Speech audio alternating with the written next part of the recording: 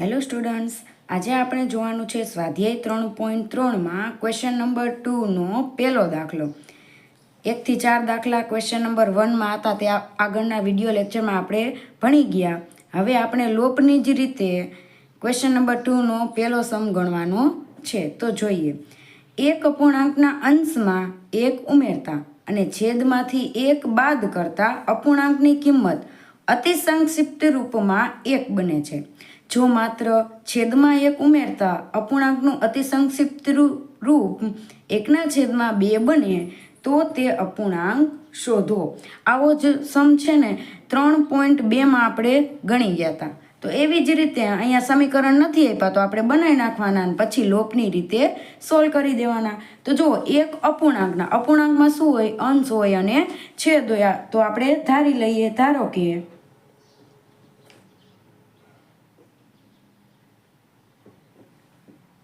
અપૂર્ણાંકનો અંશ બરાબર x અને અપૂર્ણાંકનો છેદ એટલે કે y. હવે અપૂર્ણાંક શું બન્યો? x/y.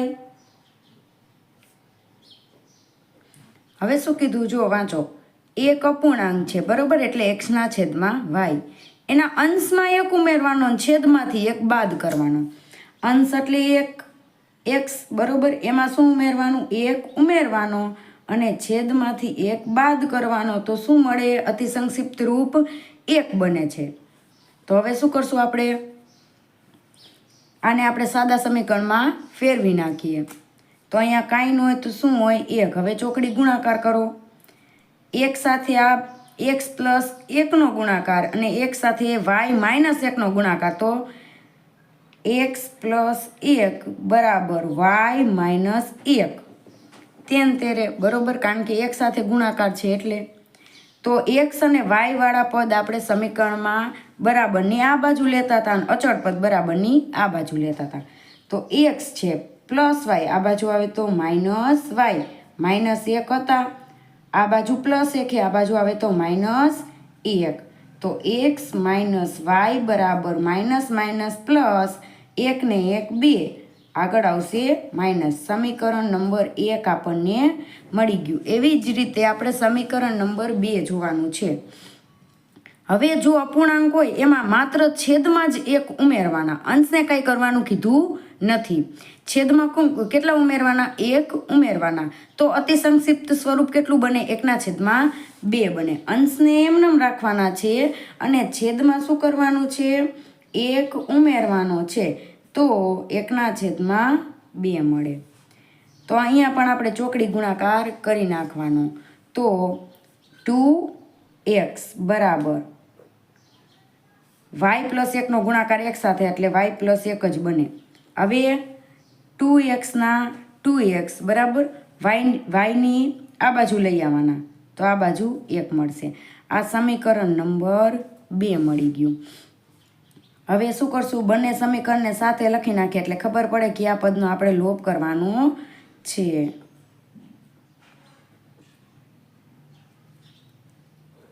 અહીંયા જુઓ તમે, y તો સરખા જ છે, માત્ર નિશાની ચેન્જ કરી નાખશું એટલે yનો શું થઈ જશે? લોપ થઈ જશે. તો અહીંયા પ્લસ હોય તો અહીં શું આવશે? માઇનસ. અહીં માઇનસ છે તો અહીંયા શું આવે? પ્લસ. અને પ્લસ હોય તો અહીં શું આવે? માઇનસ. હવે જુઓ, માઇનસ y અને પ્લસ y શું થઈ જાય? કેન્સલ થઈ જાય. તો વધ્યું શું? એ લખી નાખો. જો અહીં કાંઈ ન હોય તો 1x. તો 2માંથી 1 જાય તો ખાલી x વધે. અને 2 આગળ માઇનસ છે તો અહીંયા પણ આપણે માઇનસ લખવા પડશે. બરાબર માઇનસ માઇનસ પ્લસ 2 ને 1 3, પણ 2 મોટા છે એની પાસે માઇનસ છે એટલે અહીંયા કેટલા આવશે? માઇનસ. તો xની કિંમત મળી ગઈ. બરાબરની બંને બાજુ માઇનસ હોય એ નીકળી જાય એટલે x બરાબર શું આપણને મળી ગયું? 3 મળી ગયું. હવે xની કિંમતને આપણે કોઈ પણ સમીકરણમાં મૂકી દઈશું. ચાલો, x બરાબર 3 ને આપણે સમીકરણ 1માં મૂકશું. તો સમીકરણ 1 x માઇનસ y બરાબર -2. તો xની જગ્યાએ કેટલા મૂકવાના? 3 મૂકવાના. y/2 -y બરાબર -2 હતા 3 આ બાજુ પ્લસ, આ બાજુ આવે તો માઇનસ. માઇનસ વાય બરાબર માઇનસ માઇનસ પ્લસ, 3 ને 2 5, 3 મોટા એની સાથે માઇનસ, એટલે અહીંયા શું આવશે માઇનસ. બરાબરની બંને બાજુ માઇનસની નિશાની હોય એટલે એ કેન્સલ થઈ જાય, એટલે વાય બરાબર કેટલા મળી ગયા આપણને 5 મળી ગયા, અને એક્સ બરાબર 3. તો અપૂર્ણાંક શું બન્યો? એક્સના છેદમાં વાય હતો, એક્સ મળી ગયા 3 અને વાય મળી ગયા 5. તો 3ના છેદમાં 5 આપણને અપૂર્ણાંક મળી ગયો. ચાલો હવે આપણે બીજો સમ જોઈએ. 5 વર્ષ પહેલાં નૂરીની ઉંમર સોનુની ઉંમરથી 3 ગણી હતી. 10 વર્ષ પહેલાં નૂરીની ઉંમર સોનુની ઉંમરથી 2 ગણી થશે. તો નૂરી અને સોનુની વર્તમાન ઉંમર કેટલી હશે? આવો જ સમ 3.2માં આપણે જોઈ ગયા આદેશની રીતે, જેકબની ઉંમરને તેના પુત્રની ઉંમરવાળો. તો આ પણ સમ તમને આવડી જ જશે. તો ચાલો શરૂ કરીએ. 5 વર્ષ પહેલાં, તો પહેલાં આપણે ધારી લઈએ.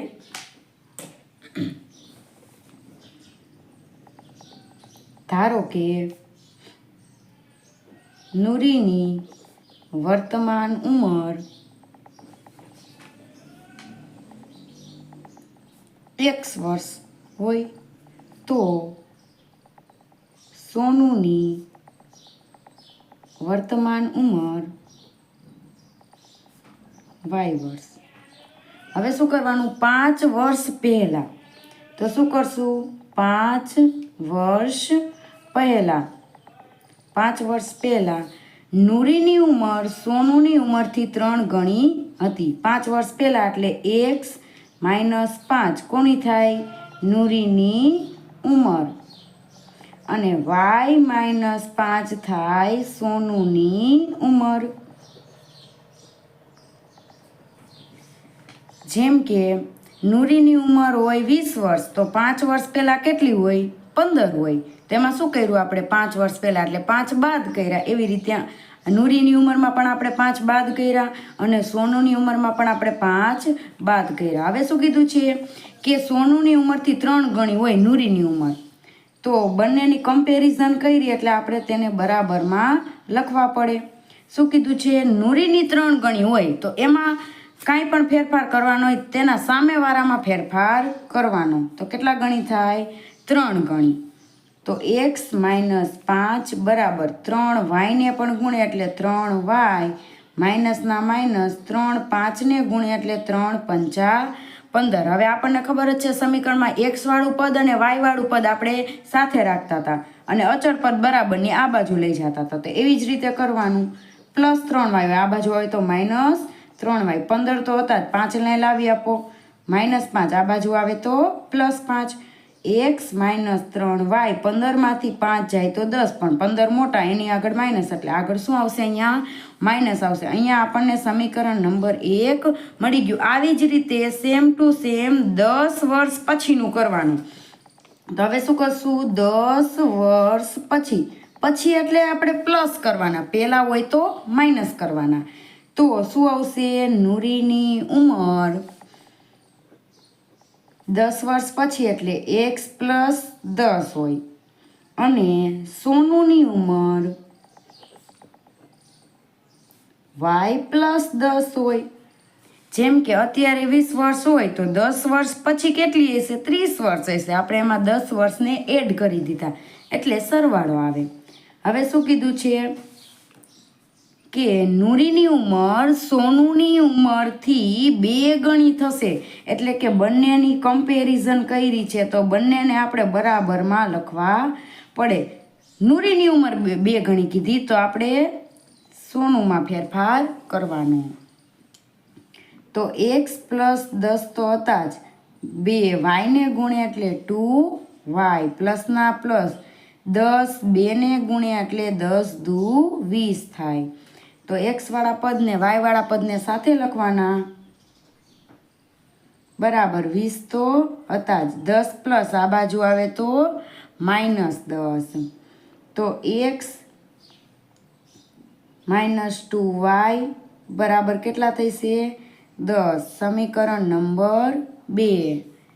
જોયું ને કેટલું સરળ છે. 5 વર્ષ પહેલાંનું કરી નાખવાનું, એમાંથી એક સમીકરણ મળી ગયું. 10 વર્ષ પછીનું કરી નાખવાનું, એમાંથી એક સમીકરણ મળી ગયું. હવે તમને લોપની રીતે સોલ્વ કરતા તો આવડે જ છે. ચાલો હવે આપણે કોઈ પણ પદનો લોપ કરશું તો બંને સમીકરણ સાથે લખ્યા છે એટલે ખબર પડે કે ક્યાં આપણે પદનો લોપ કરવાનો છે. અહીંયા જો x પદ સરખા જ છે એટલે આપણે કાંઈ પણ કરવાની જરૂર નથી, માત્ર નિશાની ચેન્જ કરી નાખવાની. કારણ કે અહીંયા પ્લસ હોય ને અહીંયા પ્લસ હોય. તો હવે શું કરશું? નિશાની ચેન્જ કરશું. અહીંયા પ્લસ હોય તો અહીં શું કરવાના? માઇનસ. અહીંયા માઇનસ હોય તો અહીં શું કરશું આપણે? પ્લસ.